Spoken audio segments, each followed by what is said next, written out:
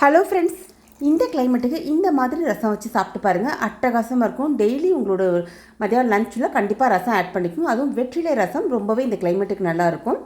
வெற்றிலை ரசம் பிகினர்ஸ் கூட ஈஸியாக வைக்கலாம், பேச்சுலர்ஸ் கூட வைக்கலாம். அந்த அளவுக்கு ஈஸி மெத்தடாக இருக்கும்.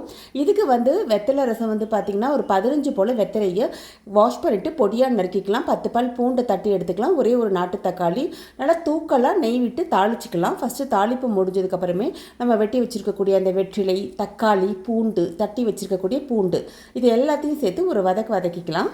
இது நல்லா சுருளை வதங்கினதுக்கு அப்புறமா இது கூட நம்ம உப்பும் மஞ்சள் பொடி இது கூட நம்ம சேர்த்துக்கலாம். கூடவே பெருங்காயத்தூளும் இது கூட ஆட் பண்ணி ஒரு வதக்கிக்கலாம். இதெல்லாம் ஒன்று சேர வதங்கினதுக்கு அப்புறமா ஒரு சின்ன எலுமிச்சம்பழம் சைஸுக்கு நான் புளியை நீர்க்க கரைச்சி வச்சுருக்கேன். இந்த புளித்தண்ணியை இது கூட விட்டு நல்லா ஒரு கொதி விடுங்க.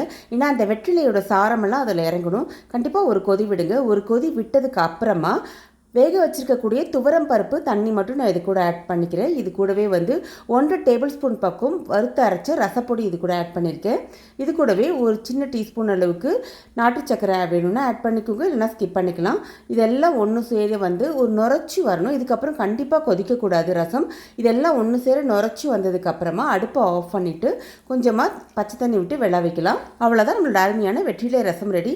நம்ம சேனலில் ஆல்ரெடி வெற்றிலை ரசம் நிறைய கொடுத்துருக்கோம். வெற்றிலை வெரைட்டியில் நிறைய கொடுத்துருக்கோம்.